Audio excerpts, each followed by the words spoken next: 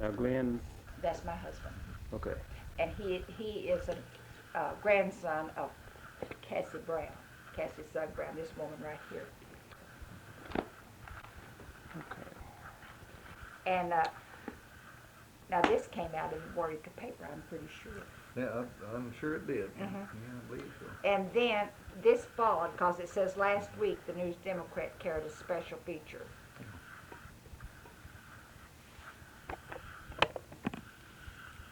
That's May 26, 1983.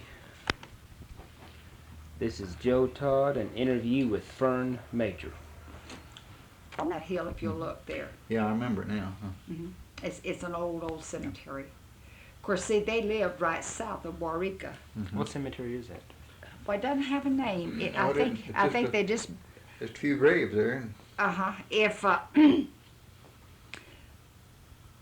now Glenn's grandmother lived south of Waurika. Yeah. And her mother. They were the only two white women in this. They were. And this tells how many acres of Now that's your wife's, your husband's grandmother. grandmother. Mm-hmm. What's this? Her? This is her.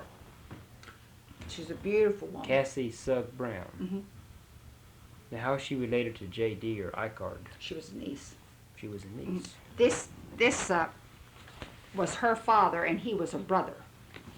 Okay, John Sugg. Mm-hmm. So it was Cal, Icart, John. And Icard was J.D. Icard was a nickname. Okay. But you'll see in that Yeah. this it's calls him J.D. Sugg there.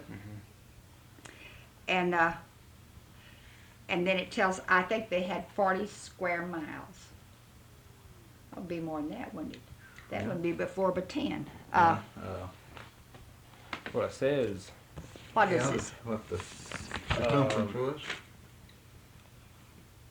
Let me see. It mentions how many acres he had. 600,000 acres. Well, now that's what he bought in Texas. Okay. That wasn't leased land, that was bought land. But now when they Leased it? leased it from the Indian Territory, they went to the, let me see here.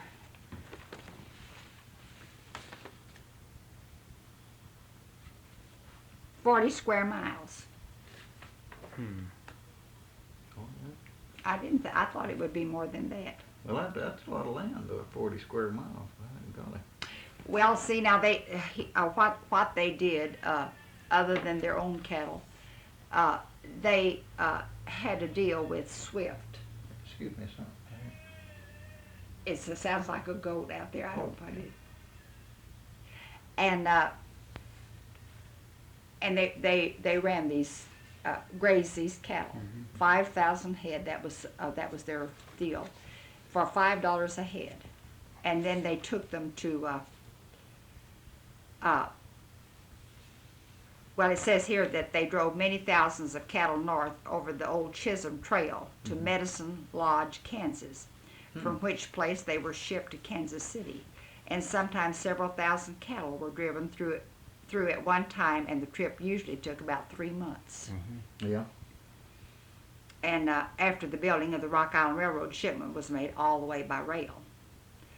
But anyway, that's that was his one way of making. See, now that was 25,000 that he made with Swift.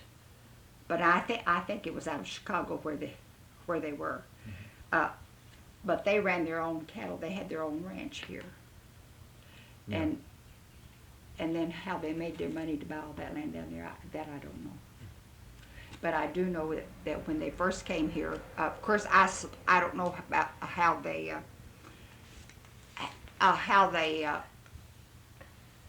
started here. Only that this fellow Doherty was a rancher a banker in Gainesville, and he backed them. Now there was an old man that came here. I'll tell you a shady side of it. There was an old man that came here. Well, he might not have been so old, but I thought then he was kind of old. And so he called and he said he was Cal Sugg and he was at Waurika. Hmm. And he wanted Glenn to come up there. And so he kept calling, and finally, Glenn was out in the country. And finally he came in and he said, well, we'll go up there. And he said, do you care if I bring him down home? And I said, no. Well, when we got up there, he was sitting outside this hotel. And it was just about dusk. And so he said, he got up and he stuck his hand out and he said, Cal Sugg. And so Glenn shook hands with him, and he talked to him a little bit, and he asked him if he'd like to come down, and he said yes. So he said, well, you get your things. And he said, well, I don't have my things. He said, I shipped 6,000 head of cattle to Kansas City, and my car broke down, and I had to wait for him to get the parts, so I thought I'd drop down and see you. Well, then that put it out in Glenn's mind. Glenn knew immediately that there was something wrong. So we had a 2-door Oldsmobile, and the kids were kind of small. So we had a 2-door. Well, when they got in the car, Glenn got in the back seat and put the man up there with me. Mm-hmm. And I thought, well, you can stay in the house with this man tonight if you want to, but I'm not going to. And he talked about, I don't know what was wrong with that. He was he's a con man. That's what it was. And so we brought him on down, and so he says, oh, it seems so good to drive through the big pasture again.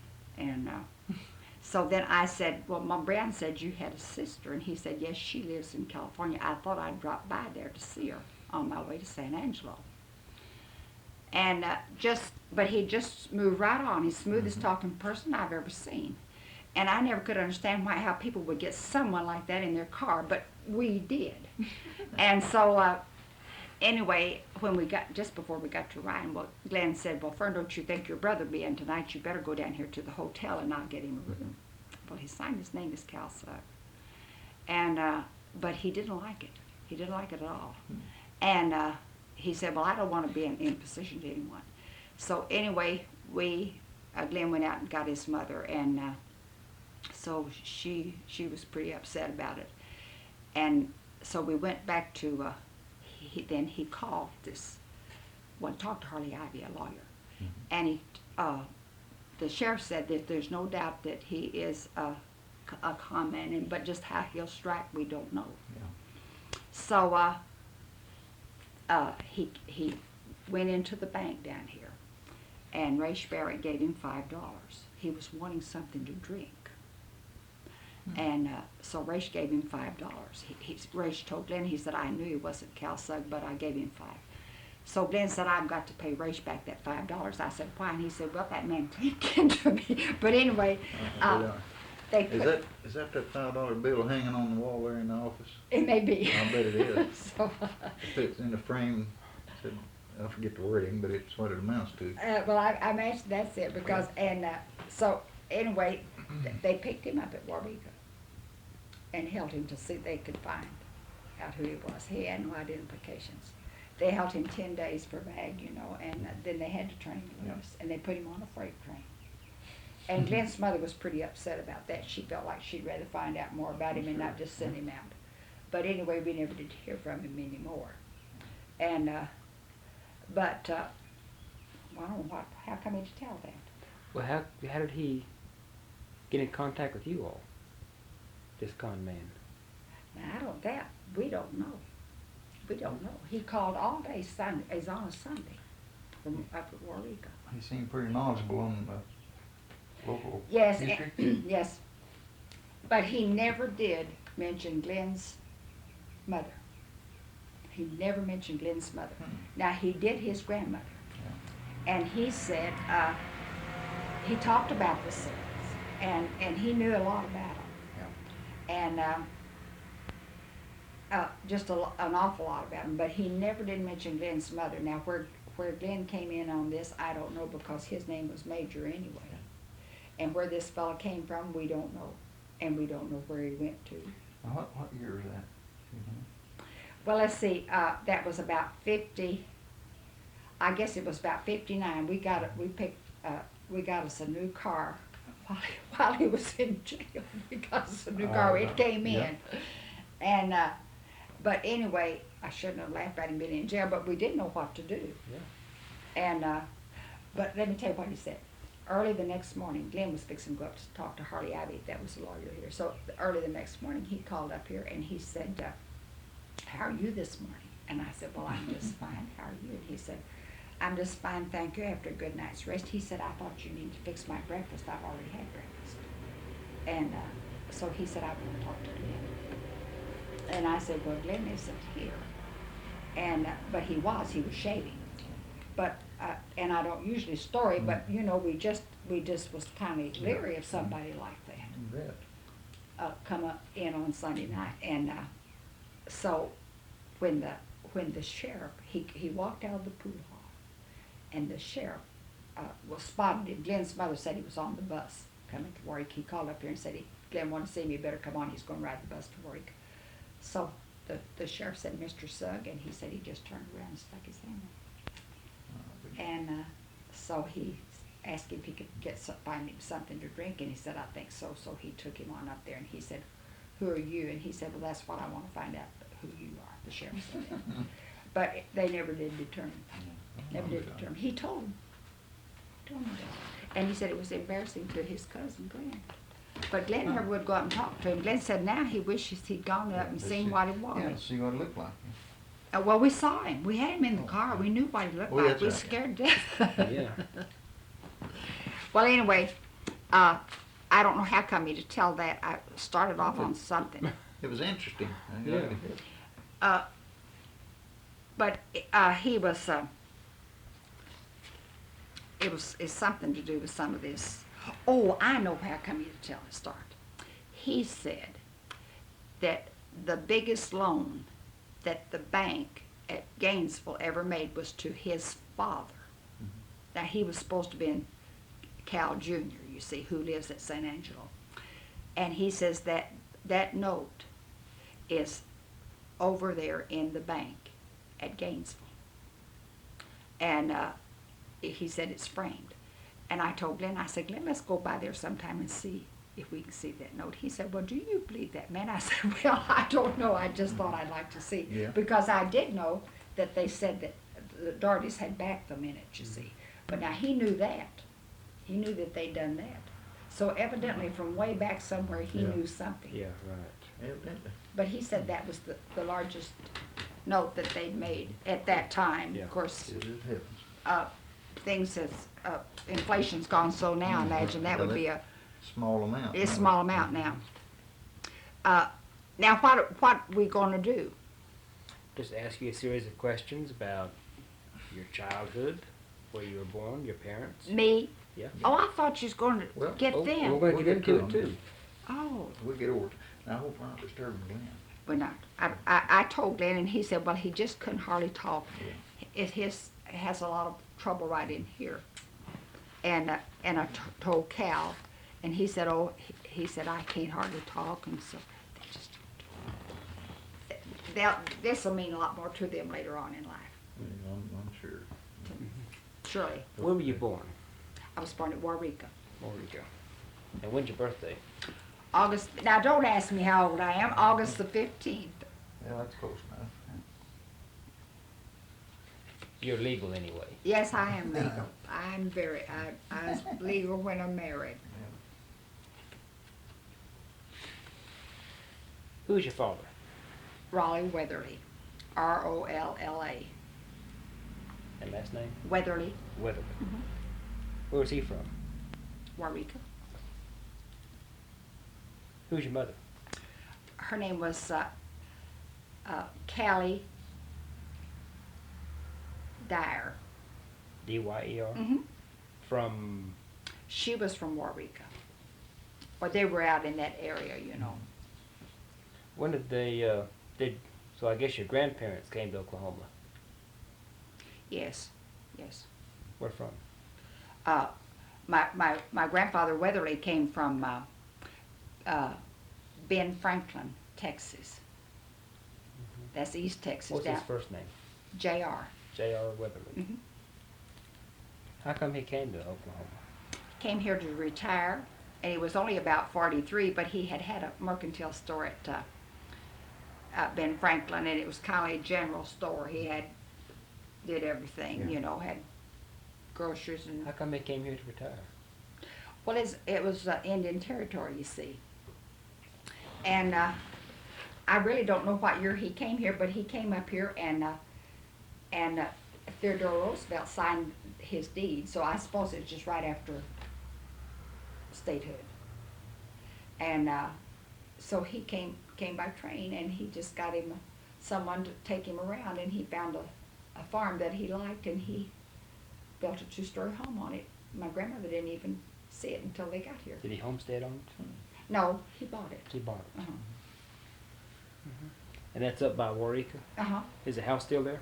No, they just torn it down not too long ago. It was made me sick. The Kirkland boy bought it, and then I think Helms has it now. Mm-hmm. And that was around, well, if Roosevelt was president then, like you said, right after statehood. I believe they may have come here in about 1909. Yeah, okay. Was statehood 1908? Seven.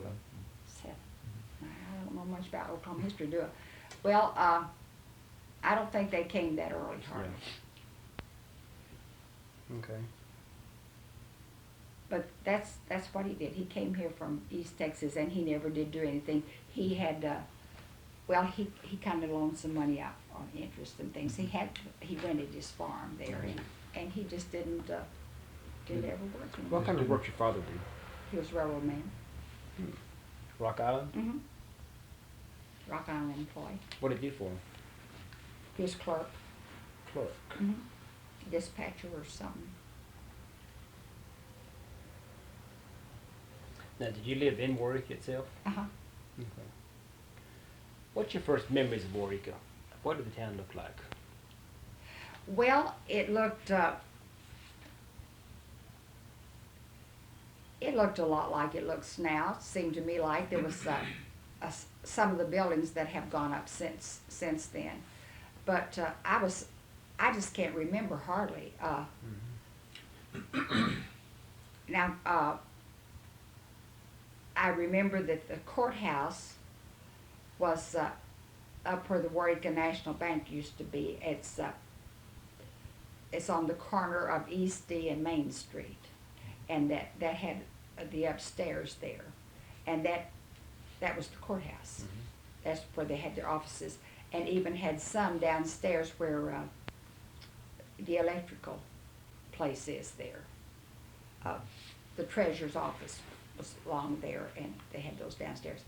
And then they had the old city hall at the north end of the main street. It was up in the middle of the street, wasn't it? Right at the middle of the street. And you drive around, either side of it. Mhm. Now but of course that hasn't been torn down just too many years. I remember it when I was here. It'd been condemned, but Mhm.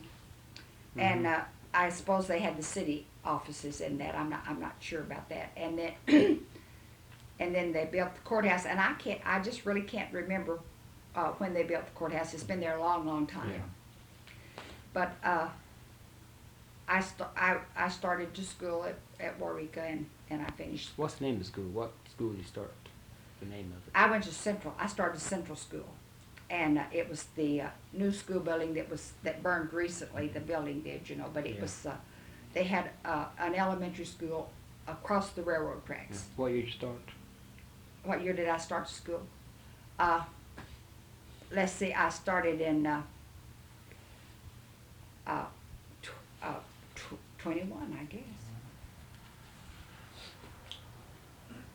No, I finished. I must have started. I finished in 32 when I was 16. Now then, I'm going to tell you how old I am.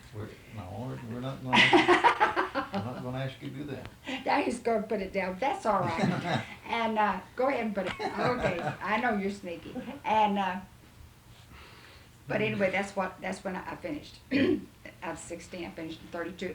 But we finished up at the old high school building. I mean, that was still there. The new building has been built since, and then the grade school building has burned, where I started. Okay. And now I went 2 years across the track where the city hall is now, or the city buildings. I guess Oh, yeah, you know where the fire truck and everything is. That was a school building. That was a two-story building, and it was grade school 1 through 6.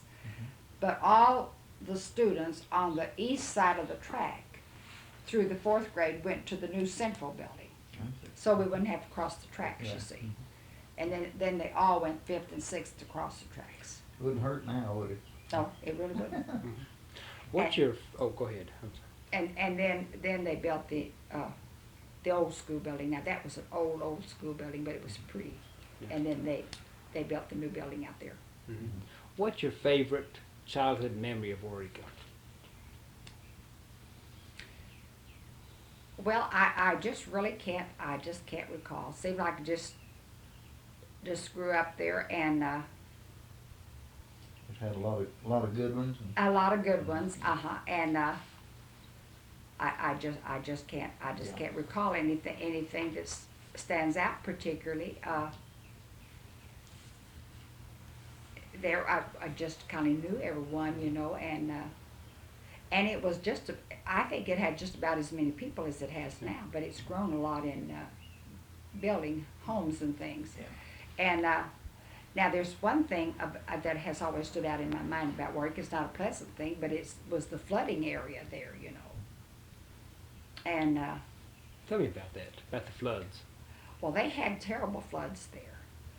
Cow Creek and Beaver Creek came together there at Waurika. And when they had a rain back north or towards Duncan or toward Lawton, then they came together there. And what we called, well, it's blacks now, it's the neighbor, but the blacks all lived over across the railroad track back in that area. And you could hear them, you know, coming out there, because they really did flood over there, and they took them to the courthouse, I think, of places. And it was terrible, the flooding area, and it used to even come up Main Street. do you remember about what year the worst flood recorded, possibly? Well, now, I think that they've talked about the flood of 1908. That was before my time, but Yeah. I think they said it just really did reach across there. But now, after Glenn and I married, it came over the railroad track from back there. And then they dug a channel right west of Beaver Creek on 70. You know, the Yeah, creek's there, right. and then to relieve that, and of course they have this Waurika Lake Yeah, now, and that has eliminated That that. should have taken care of it, should. It should have, should.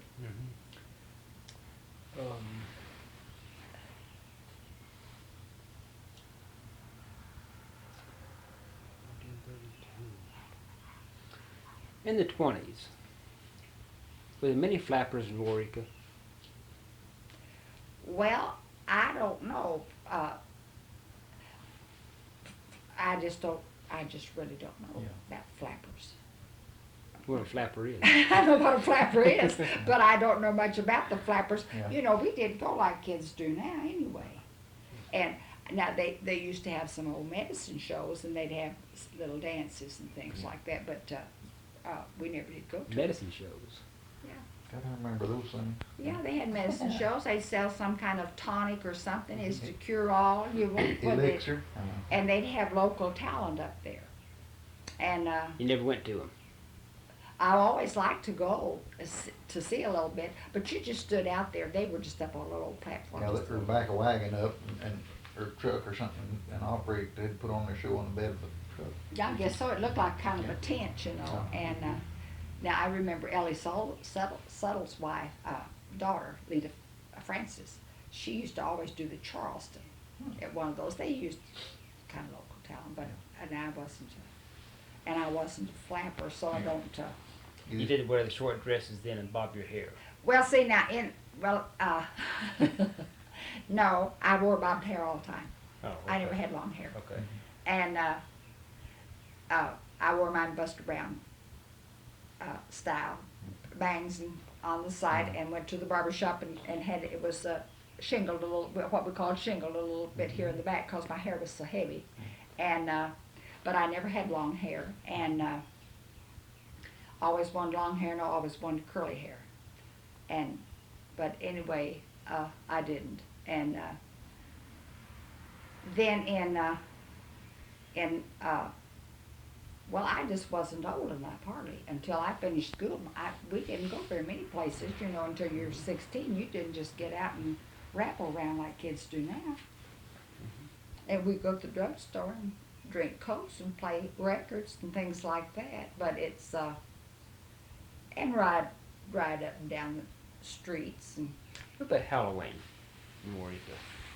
well, now I think it used to be a little bit more severe maybe than it is now. You can see quite a bit of, mischievous Vandalism. vandals. Not too much, I guess, but things strung around and, What'd you do?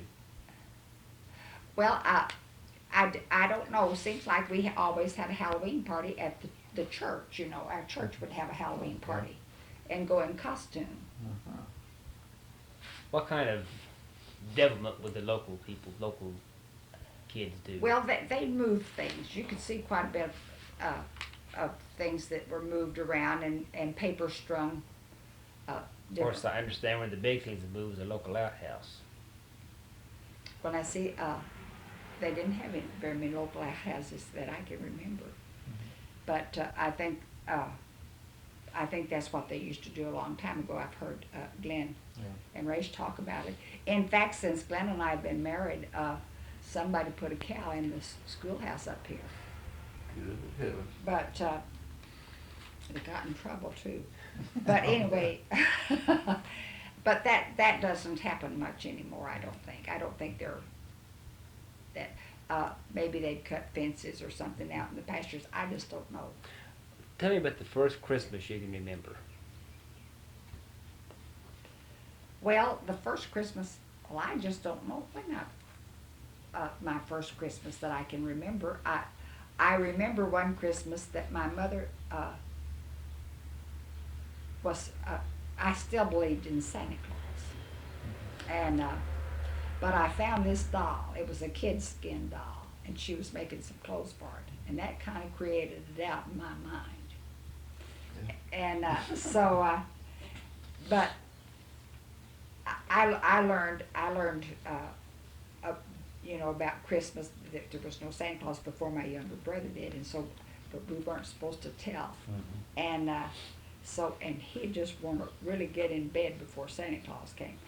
But we always went to my grandmother's and my grandfather's on Christmas.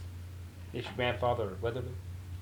We went there, and then and then my grandfather and grandmother Dyer, his birthday was in February, and then we always went there. Where'd they live? They lived in Waurika. Now, was this J.M. Dyer any relation? He's my mother's brother. That's right. I told you the other day. Yeah, that's, He was her oldest brother. yeah, he's the one that wrote the book we were looking at about different kind of history. Yeah. Dr. Dyer. You go to college? No, I just went a little short time. Where to? Edmond. Edmond? Mhm. Where'd you meet your husband? Well, I was out at my grandfather's, and you know, I told you he lived out in the country, my grandpa Weatherly, and I was out there, and I was upstairs, and it was on a Saturday afternoon, and my grandfather was hard of hearing, and so he called me, and he always called me Pony, and I don't know why, but he always did call me Pony. And but he called me, and I went downstairs, and there was a Chevrolet coupe out there, and there was a man in it, and an older woman, and then a younger woman in the middle. And so they were trying to find some people, but the name was Smyers. They wanted to get some eggs. This older lady wanted to get some eggs to set. Some kind of Rhode Island red, I think. I don't know what it was. But anyway, I didn't know where they lived. But they lived way farther south than then.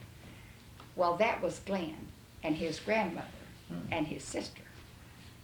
So he decided he wanted to meet me, and that he always tells everybody he is hunting eggs when he found me. What's his full name? Glenn. Glenn. What year was that?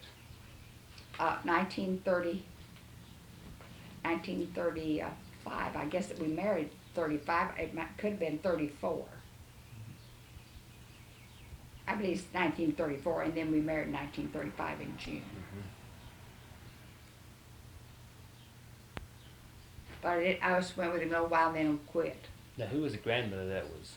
It's Cassie Brown, Cassie Okay. Sugg Brown. You went with him a little while, then you quit. Hmm. How come? Well, I don't know. Well, Glenn was probably a little bit older than I was, and my mother wasn't too much in favor of it. She liked him all right, Yeah. but she... Just thought he was a little old. Yeah. And anyway, that was the way we met, and that's when then we married in 1935 in June. Mm-hmm. And Tell me about the Depression around here. well, you know, I can't remember. I know you think that I'm playing like I can't remember anything, No, that I'm no. just so young, but I can't remember the Depression too much. I mean, how it affected the overall area, picture. yeah, because my daddy was working on the railroad, and he wasn't laid off until 1932, and so we didn't feel it particularly until that time.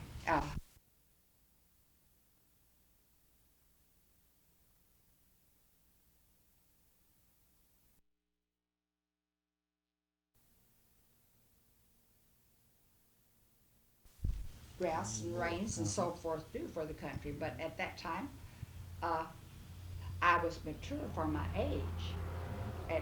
But when I finished school at 16, I didn't even think about things like that. Were there any big dust storms in this area, like they had out in western Oklahoma? No, I don't think we had any like that particularly. If we had bad dust storm here last April, but not like that out there. Mm-hmm. I don't think that we ever did. Now we did have a drought, but I don't know how long it lasted because, as I say, I didn't think about it hurting people, you know, and so I just really didn't think very much about the drought. And as far as the Depression was concerned, I just don't know what the jobless rate was or anything. I don't think people spell all I can remember in a way. Well, Waurika being a fairly small town, it didn't affect people that much, because mainly it was farmers and ranchers, and they always had plenty of food anyway. They grew their own. Yeah. Well, I see the ranchers had to kill their cattle, you know. Right. But now that was before we married, and so I don't know anything about Did your that. family do any farming or ranching at all before you Mine, married? no. But now Glenn's family, they're all long term. World War II. Did you do any work for the war effort? No, I didn't. We lived out at the ranch at that time, and the man that worked for us went into the service, and then we had another man, and then he had to go into the service, and then we moved to town. Our daughter started to school that fall, 42. And so we moved to town. And we've been here ever since. We had thought we'd go back sometime, but we didn't. And then 7 years after, or when Margie was 7 years old, then we had Cal, and we had school here. They had one school out there, a one-room school out there, the Major school out at the ranch. And our daughter Margie would have been the only pupil in the school. And we didn't think it was fair to her. So, well, now I will say that I went out there and taught 2 years during the war. And you talk about a terrible time. The roads were terrible, terrible. And I just get stuck. And I had a terrible time. At that time, the black road was not blacktop. We went to Sugden, and then we went east to 8 miles, and then a mile and a half back north. And was the ranch, and the school building was just a half a mile this side. And I had to build a fire in the stove, you know. And looked up, and the stovepipe went through the ceiling into a tin thing. And I looked up, and there was a charcoal light burning there. It scared me to death. But the man that worked for us, I had one student there, and but the man that went to work for us had this little boy, and we had to have school. So I went out there to So you taught one student? Taught one student. A one-on-one relationship. Well, it was pretty difficult for him, and it's hard on you. Oh yeah. Well, Too. you bound to be. It's hard. You can't keep their attention that long. You can't drill on them all day long. You know, it's pretty hard. They have to take breathers like everybody else. Yes, they do. Yes, they do. And but that was real difficult in a way for me. Yeah. Now the Suggs Ranch. When did the Suggs family? Now this is your husband's family, correct? Yes, it is. The Suggs. Mm-hmm. When did they first come to Indian Territory? 1875. And why did they come here? They came here in order to to lease land and operate a ranch. Where'd they come from? They came from Gainesville here, but they came from Mississippi to Arkansas, and then over to Indian Territory. And they operated their ranch from what is now 81 west. How come they decided to come to Indian Territory? Well, it was the grass was available here at that time from the government. They leased it from the government, and it was available at that time where they couldn't get it other places. You know what the lease price was? No, I don't. I think I have heard them say 10 cents an acre, but now that I couldn't say for sure. But I think Glenn's grandmother told me that. Okay, what was the man's name that came here? The elder Suggs. Well, there were two that came at the same time. Cal Sugg and J.D. or Eichard was the nickname. Sugg came at the beginning. That was in 75. That was in 75. Okay.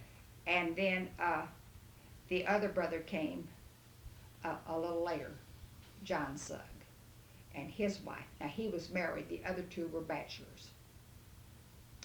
And he came later. And then John's daughter, who is Glenn's grandmother, was married, and she came here. So then this Suggs was your husband's great-grandfather? Mm-hmm. Okay. I want to ask a question. You don't have to answer it if you don't want to. I've heard a rumor about this oath. Am I correct in that, about the brothers took about not Married. Oh, never yeah. marrying? Is there any It's basis true. to that? It's true. Why would they have such a pact? I guess they didn't like women. I don't know. That I couldn't tell you. But they did agree that neither one of them would marry.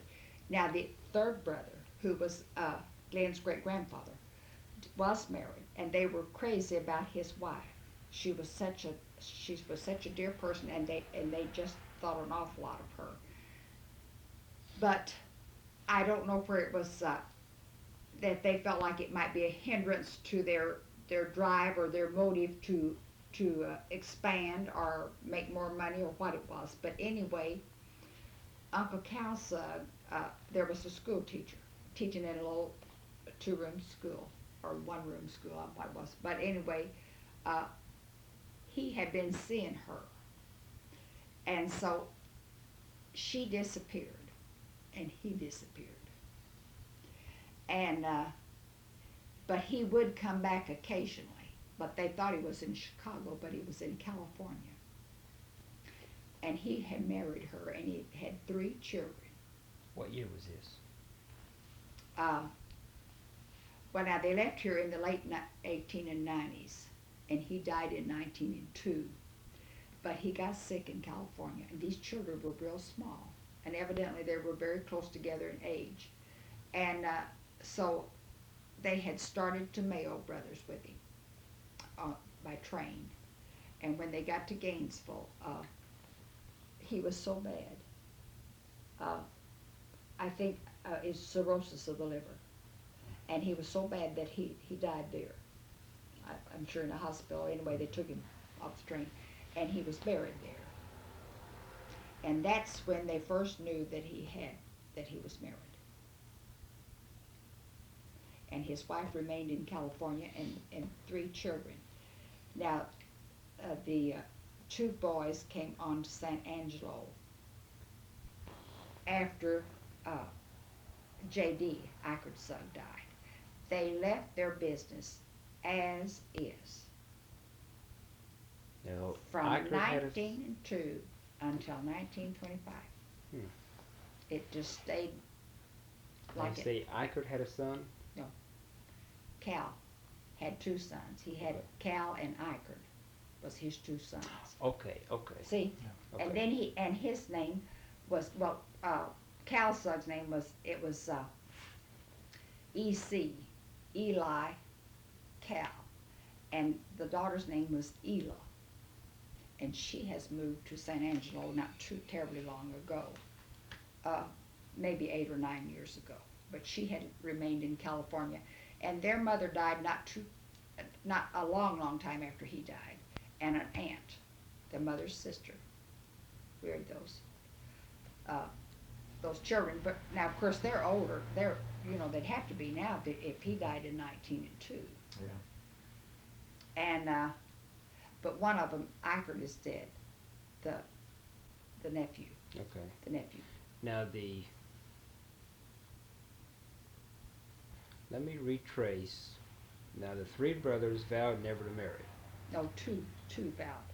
Cal and Eichert. Cal and J.D. Okay. The 3rd one did marry in Arkansas before he came here. He brought his wife here with him, and she was one of the first white women in this country. Now who had the wife in California? Cal.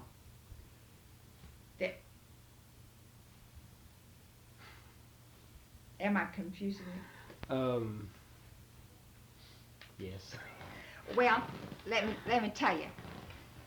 There was John, who was Glenn's great grandfather, Okay. and there was Cal, and there was Eichert. Now this Eichert is J.D. Sugg, right? That fellow Okay. right there. Okay. Okay, the Eichert was a nickname. Of that they called him Uncle Eichert. All right, it was John married in Arkansas and had 3 children. Okay. And Glenn's grandmother was one of them. And then Cal and Eichert came here to Indian Territory. And then John followed with his wife. See, he was married in Arkansas, Russellville, Arkansas, I believe. Did they know that he was married? Mm-hmm. Okay. And it was these 2, Cal and Eichert, that made the pact that they'd never marry. And but Cal did. Okay. That clears it up. But Cal did marry and was in California with a family before they knew that he was. And at the time of his death, probably just after he was sick, maybe it wasn't right at the point of Did death. they accept his kids in the family or his wife? Or? Yes, and see now they shared, they got their daddy's half, plus they shared in Uncle Eichert's part. See, So 2 of their brothers married then? Yeah. 2 of the 3. Okay. 2 of the 3 married. Okay. And this one never did marry. That's awful strange that they would make a pact never to marry. I think they were kind of strange people in a way. When Cal was talking today, he said, "But you should get Margie up here. That's our daughter." He says she's the Sugg. She is dead out Glenn's grandmother. She really is, and she looks like them. And she had this stuff. She really kind of likes this in this stuff Mhm. a lot, and she ran this off. But anyway, they were they were positive people. I'll say that. They were positive people, and usually got what they went after. Well, I've heard several stories about the Sugg brothers, and that's, you have to take some of it with a grain of salt, but Well, I don't know where you would or not. Now, Glenn's grandmother was a wonderful person. You can tell by reading this write-up about her. She was a strong Christian woman, and everybody just admired her so much. But she never said anything bad about him because I was telling Mr. Phelan, blood's thicker than water with her. And but at the same time, she never did say anything about her people, but she did say, well, it was open law day. Open law day? Time, open law time, when they lived here. What do you mean open law time? Well, there was no law for them to go by. They just shot anybody if they Yeah, wanted to. they were the law. Yeah, Yeah. yeah. They were just that's what they did. But they weren't the only ones. It was just everywhere. Now, there's one story in particular I've heard 2 or 3 times, different people about the time. They don't remember which one it was, but it was around back of the house had Mexican, or they had Mexican hands, and one of them argued with one of the Suggs somewhere, then he shot the Mexican fellow, and he just went in the house, or whoever it was went in the house, got the newspaper, and went on the front porch and sitting there reading. Well, somebody noticed this Mexican was moving, moaning something, moving, there in the dirt, or random. Well, he ran back around in front of the house and told Mr. Suggs that the Mexican's still alive. So he just laid his paper down and went back around there and shot him again, and went back, got his paper and sat down and started reading. I think it was a black man though. Yeah, They were Negroes. Yeah. Now he left one Negro in his will. Huh. Mark Mitchell. He left him some money. But Oh, they were something, I guess. well, they had. I don't know now. Now Mom Brown was partial to him. That was Cal Sugg.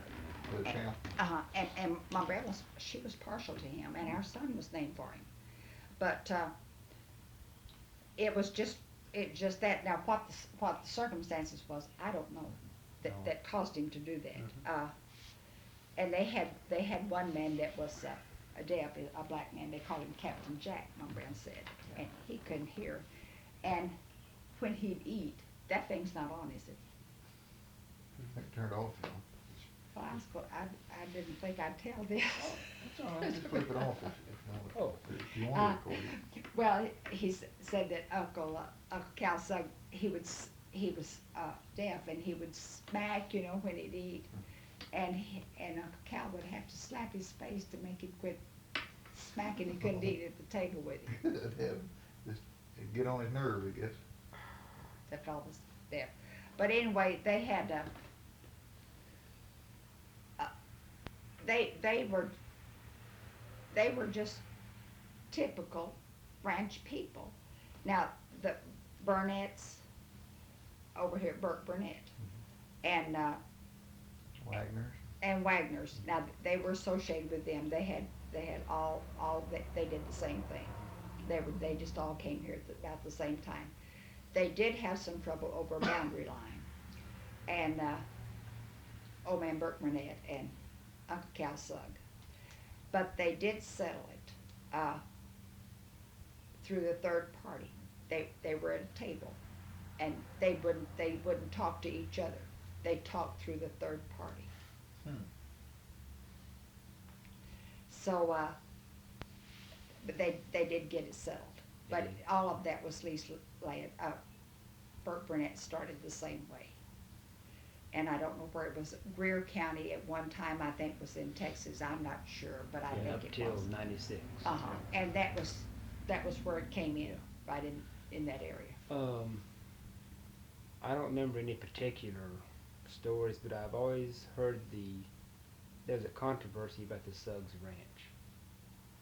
I don't know what I'm trying to Here, you mean? Yeah. I guess some of the stories I've heard. Yeah, I don't know, Joe. Oh, well, now see, it was all East land. What caused the demise of the Sugg Ranch? What happened to it? Well, they just gave it up and bought that land down there and They did? left here. Okay. Now, in one of these things that tells here, it tells that they were in the vicinity. Well, it was his obituary there, Uncle Ackard's, that he was that the ranch was in the vicinity of now Waurika and Sugden, and it was, I told you it's England, it's Irish name, it says. So I guess they were black Irish because they were kind of dark. They were not dark people either, but I mean they were darker skinned than some. Yeah, that normal Englishman or My daughter has big brown eyes, just like her grandmother, and there's some of them that are kind of well, they're not dark people particularly, but they're not real white. And some Irish people are white, real. Yep. My grandfather was Irish, but his skin was real thin and white. This photograph of the inside of the house. This was the Sugg's house? That's Glenn's grandmother's. Okay. Now is that? That's John Sugg. Okay. That's her father. Is that her mother there? Mm-hmm. And that little child is her. is there anything on the back of it? No. Where was his house? Well, it was south of Waurika. I'd put it down close to Sugden then probably somewhere. Well, they said it was the old Matthews place. Now, that's not too far across the bridge there, going south on 81. No. On old 81. He said this is John Suggs? Mm-hmm. Is that his name? Mhm. May I write about it? Yes, yes. And what was her name? His wife's name? Yeah. Narcissus. And she's buried here in Rye.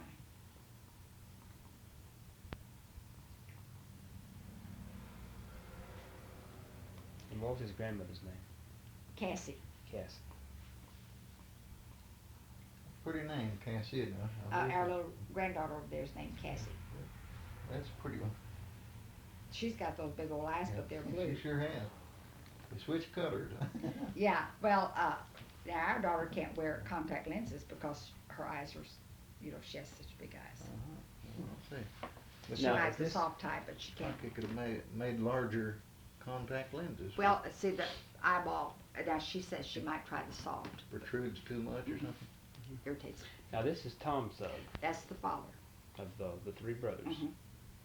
Did he come to Indian Territory? He was Yes, he did. He came with them, and he's buried at Gainesville with them.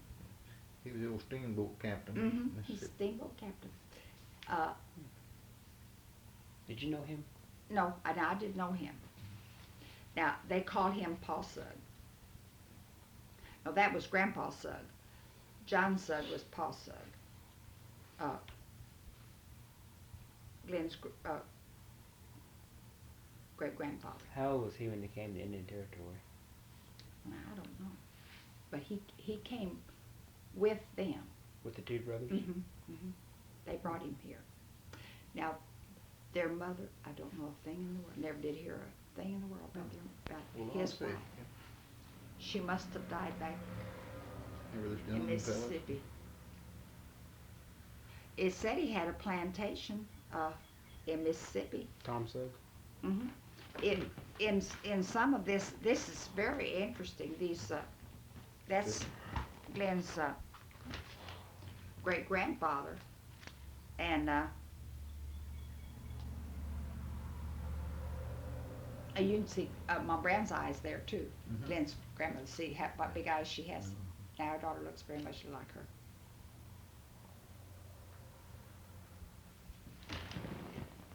And now this is her brother. There is resemblance. Glenn looks like they Yeah. used to. Now this is Ackard's son, but this is not a very good picture, I don't think. Yeah, that's interesting. Very interesting.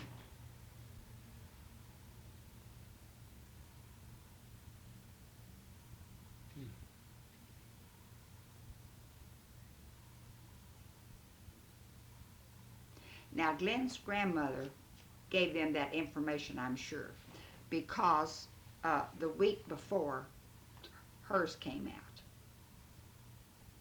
And she tells some of that in there. Mhm. And not the same, but it might be a little bit of repetition there, but not very much. And then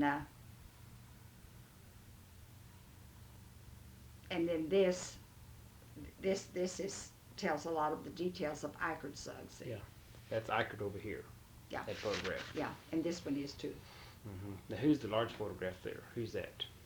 Well, now that's Glenn's grandmother's brother, this Tillman Sugg. Yeah, this Okay. brother to her. Yeah. It's very interesting. Mm-hmm. It really is. It sure It's too bad that you couldn't have talked with her. Hmm. I'll bet. But she would have a world of information. Is there any particular reason why they just left here and bought land in Texas? Well, now I suppose that lease maybe they decided not to lease anymore. You see, that I don't know. There was no trouble that would cause them to leave here or anything, but maybe they had made enough money and this ranch came up for sale. So they bought the 7D and the OH Triangle in down around San Angelo and Murchison, and I don't know. I really don't know what other counties were there. Now, Glenn has been to the ranch down there, but that was before we married. And they just went down there, and then they got oil. After they bought all that land, then they got oil on the land, you see. And they're just one of those people that's kind of get it lucky, I guess. Is the Sugg Ranch still down there? Mhm. Now, it does belong to heirs, but it's there. Hmm. And I don't know that any of it. Of course, the three children got half of it because it was an undivided partnership, half and half, you see, between Eichard and Cal. So his 3 children got half of it, and then they shared in his, in Eichard's. Did your husband get any of the ranch? No. No. He didn't get any of the ranch, and now his grandmother and his mother shared in cash, but they didn't get any of the ranch. Hmm. The Suggs Ranch up here was mainly cattle. That's all they ran cattle. Okay, and they sold out, and I mean they left in what year? In the late 90s, Late 90s. late 90s is when they left here, and they came here in 75. Yeah. Now this photograph inside of the house, is that the ranch headquarters? Uh-huh. Is that house still there? No. See, now their headquarters was Sugden. Okay. They named it for the Irish name, and they changed their name to Sugg somewhere way back there.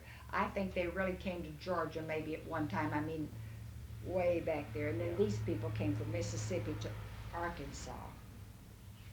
And then they had their headquarters there, and then they had to move their house when the railroad went through Mm-hmm. there.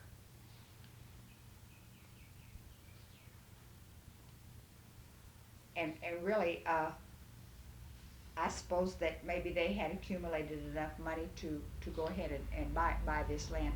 I was thinking that Glenn told me, now I'm not positive about this, but I was thinking that he told me at one time they bought every other section there at the time they bought, you know. And I guess then come back and fill that in. Oh, this one. That's Glenn's mother and her 3 children.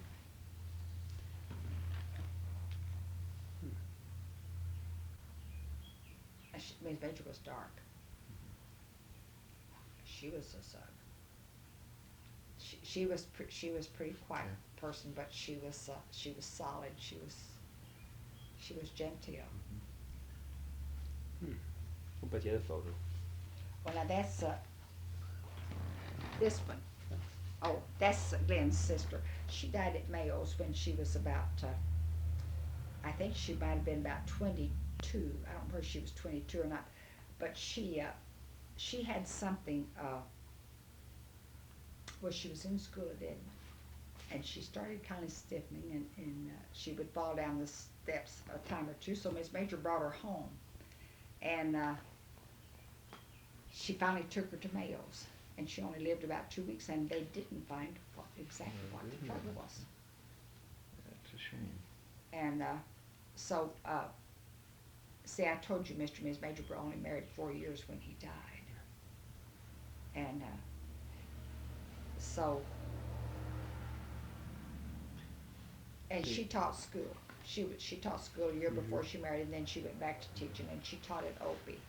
It's a schoolhouse out in the corner of the pasture. She taught out there 26 years, I think, straight there. Now, what did he die of?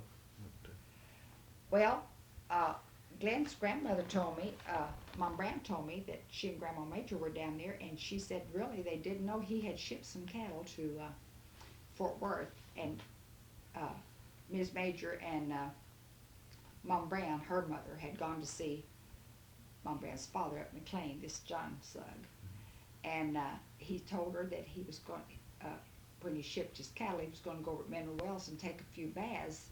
At that time, I think they took mineral baths, I don't know.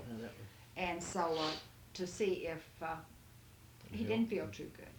But he kept feeling worse, and so they called her, and he went to Fort Worth then in the hospital, and he didn't live very long.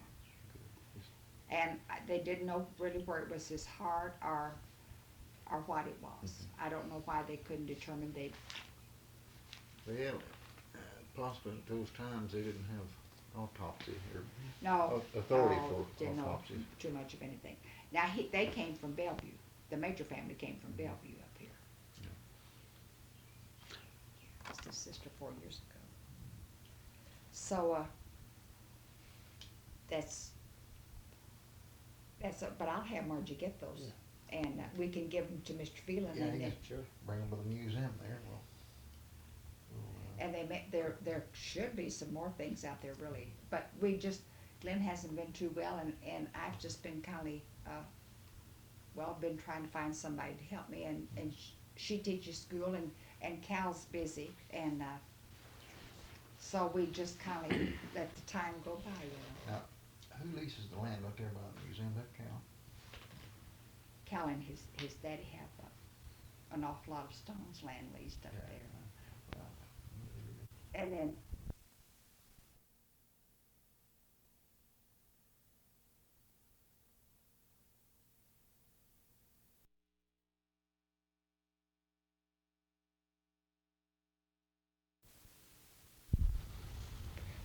do you want to take this stuff with you?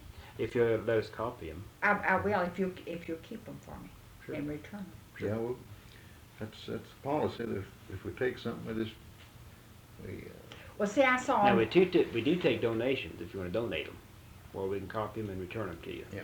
Well, I kind of for my children. Okay, I kind of like that's for fine. them Sure. to have them. And now, if Margie had stayed here, I could have had her run those off. That's not too good. She has this, the original paper Okay. on this, and that will do all right, probably. Recopy or reproduce. Yeah, we have a good machine. well, she got that at school, and it wasn't too good. I think there's been several articles come out. There was a man, I think I told Mr. Phelan, there was a man by the name of Williams that called me last year, and he was writing a thesis on this subject. And he wanted some material, and that's how come Herbert sent that off. Because they had changed their name when they came here.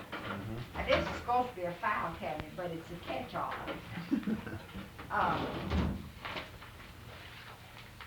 When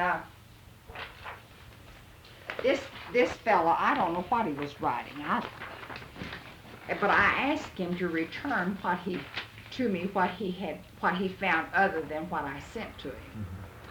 And I sent him this. But I never did hear any more from him. And he called me 3 times, wanting me to hurry up and get it up there. And I said, well, I have to wait till we get to school and get it run off for me. Yeah. I was going to let you read a little thing in here, if you have time. My brother sent me this. My brother's in New Mexico, and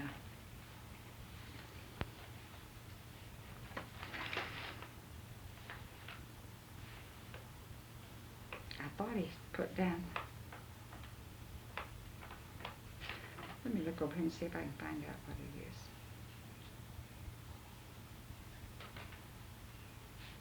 How do you spell Sugg then? Sugden, and it's in there. Yeah, okay. Uh-huh.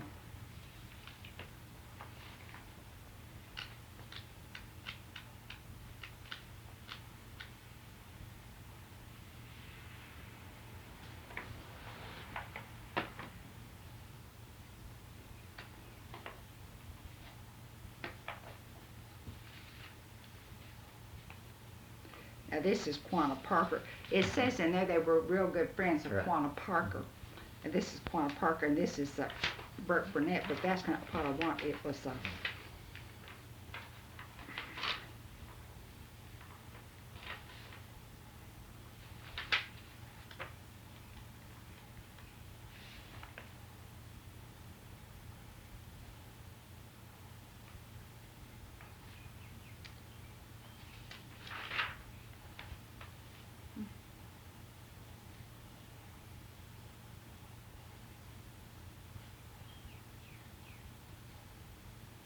Icard is I-K-A-R-D. Ikard. Where did he get that name? It's a nickname. It must. I don't know where they picked it up. It's just but now that'd be. It's J.D. is really his Yeah. name. Yeah, I've never heard of Icard, I guess, as a nickname. Do you know? Do you know that Hall boy? Bill. Is his name Frank? Married Mr. Holmes' daughter. Oh, I can't place Well, him. his people lived at Sugden, and his mother's name's Icard, and somebody Huh. told me that he was named for him. Let's see. She was named for him. Did you know any of the Suggs? I didn't know those, but now I know there's a Cal Sugg at Wellington, Texas, who is a first cousin to Mrs. Major, and he's about a year older than Glenn, and they visit with us all the time. And then there's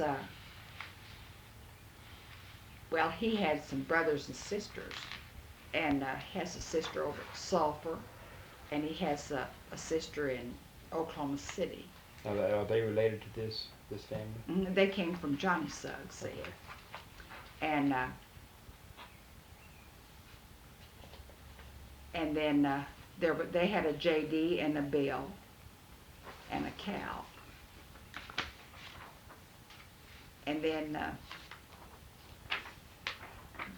the Gibsons used to be at Waurika. They were Suggs. Bob Gibson had the bank at Sugden, and then he moved to Waurika and merged with the First National before it went in with the farmers. Yeah. And Mary Gibson was his daughter. And he has a son, J.D. Gibson, lives at Fort Worth. And then he had a son named Doherty that was named for that man over there, and I knew them. Yeah. In fact, LaVarn Gibson, Doherty's son, came to see us not very long ago. He lives in California. He dropped in on you. Well, he comes by every time they come back here.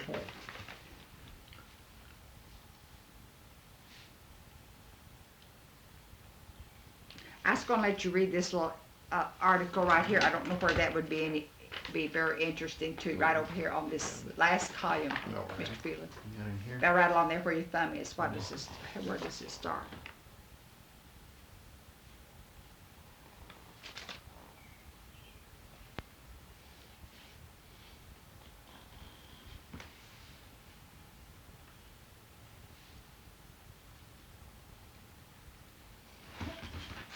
I never did put my shoes on. Don't put that on the interview that I was barefooted. Oh, I won't.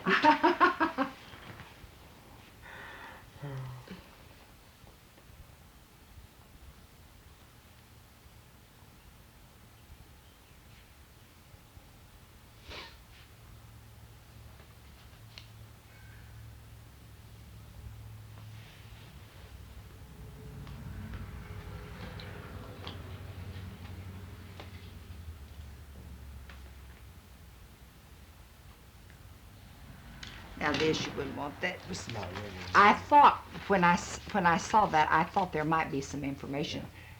For this was to Glenn's mother. See, from this. What were those two over there? That's some stuff I wrote, and it's just I don't really know what it is. Now that I would really like for my kids' names to all be in there. Okay.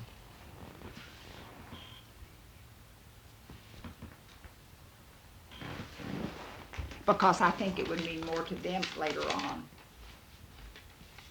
And they're the last of the ones in this area. Okay. Last of the Bohemians. We can have this transcribed and put in the file. And we'll have a folder. Well, you might proofread that. I just that, but it's let me see.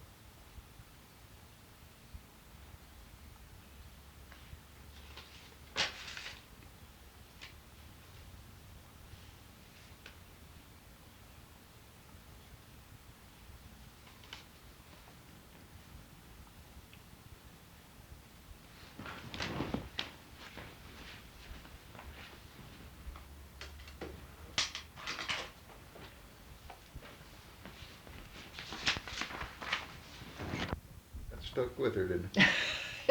Now, did you know your husband's grandmother? Yes, yes. What did she say about the ranch or reminisce about it? Well, now she's the one that told me about. They would churn butter and put it in brine water, store it in I don't know where it's a barrel or crock or what, but they'd store it in brine water. And then when the Indians would get their allotment, is that what it's called? Well, then they'd sell it to the Indians there at Fort Sill. See, they had a fort there at that time. And, well, they never did go anywhere. They just worked all the time, you know. Of course, my brother didn't have to work so very much. But they had, now the big ranch, the headquarters there, they had a cook there, but she said that they were the only white people. She and her mother were the only white people in that area. And then when Glenn's mother started to school, well, they sent her to Comanche to school. And then my brother didn't come to Ryan until, well, I don't know, she tells it in there, but she didn't come to Ryan for a long time. They lived up there on the ranch, on the big ranch. And they call that the big pasture. And they used to have a school by the name of Big Pasture. Now, that's not the big pasture they had the opening, is it? Big pasture opening? Over by Ranelette, they had a school called Big Pasture. Yeah, I believe it's a different Big Pasture, really. I was going to say, that's an awful big ranch if it was. It was a big ranch. Because the big pasture was... When was that opening? Was that 1901 for the big pasture? I think the Big Pasture I think was theirs. Now that says 40 square miles, but that wouldn't be but 10 before. That's not. The big pasture would be It'd be several covered, thousand. yeah. Well, they square went to miles. Fort Sill. Now they went from here to Fort Sill. Was it all ranch? They didn't do farming. Yeah. Now the Indians may have around. They may have planted corn or something Yeah. up around Fort Sill. I don't know about that, but they were very friendly with Quanah Parker. What did your grandmother say about Quanah Parker, your husband's grandmother? Well, they liked him. They were not. They never did fear the Indians at all. They never did fear the Indians. They got along just fine with them. Mm-hmm. And I think in one of those articles there it says that either Cal or I believe it's Sugg, was very friendly with Quanah Parker. In fact, I thought that's what it said, that maybe that's the reason he knew him before he came here, but I won't say for sure. Yeah. Didn't it say he knew him before he came I didn't here? get pick it up. I didn't read enough of it, I guess, or something. Well, it's in this piece down here that Yeah. Oh, I thought you meant in this. that obituary. No, now that was where he had his trouble with Burke Burnett, you know, Yeah. in this Western magazine, over a boundary line. But you had to speak for your rights. But now, Glenn's grandmother was a very gentle person. She was not. She was not aggressive in any way, you know. What else did she say about the ranch? About ranch life? Oh, she liked it. She liked it, and she kept her brand until her brand was okay, and she kept it as long as she lived. And well, see, she had cattle when she died, and she kept her brand, and now Cal has it. And Is it registered? yes, we're members of the Southwestern Cattle Raisers Association and the Oklahoma Cattlemen's. Now, who is the lady that wrote about the wild horses? That's Glenn's sister. No. Glenn's sister. She was a granddaughter of my Brown's too.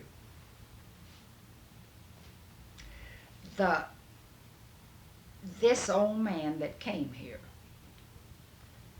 said that he helped drive the horses across the Rio Grande when the Sugg sold them to the Mexican government. So I don't know. I really, Mom Brad never did say much about horses. Hers was cattle, and they were Hereford cattle. So the Sugg family dealt with the Mexican government then, selling horses to They sold some horses because that old man said that, and we were talking to Glenn's mother about it, and she said that they did. Would there be any records of the ranch at the ranch house, farmhouse? No. I don't think there's any records at all there. They're probably all taken to Texas, I presume. But they've been gone so long. Well, that's an idea. Contacting the Suggs in Texas and see if they have the old records. Probably get copies of them. Well, now, he lived at Chickasha. See, he died at Chickasha. I know that was interesting. He moved to Texas, but he died in Chickasha. He was, what was wrong with him? He was a banker in Chickasha, wasn't he? Or was he a law? Banker, it said that he was associated with 3 or 4 things, I think, Yeah. but he's president of That's the right. there and had heavy real estate holdings there. I Yeah. think he owned the movie house there. Is downtown real estate, commercial. Had he left the Sugg ranch then? No, his home was there. But I'll tell you what. Now this thing said that Ben Johnson was an associate of his, but he stayed in Chickasha some, and had been sick. He had gallbladder surgery there in Chickasha. Now Glenn's Aunt Janie Major lived in Chickasha, and she knew of him there. Of course, and I was telling Mr. Phelan that charged him $1,500 for his gallbladder operation, and he thought it was terrible, but he went ahead and fixed his check. So when they came back, they said, no, it was $15,000. He said, I'll not pay it. And he just took it to court and beat it. And That is something. but anyway, and he had an old car, he had to back up the overpass. But this Johnson, now he didn't say he lived with Johnson. Glenn said, Uncle Eichert said, they live with me. They live with me. But that's where he died, and I noticed they had the funeral at their home. But I don't understand how come he had left the Sugg Ranch and moved to Chickasha. Well, he hadn't really moved to Chickasha. However, his will was probated in Chickasha. Of course, that was where he was at the time.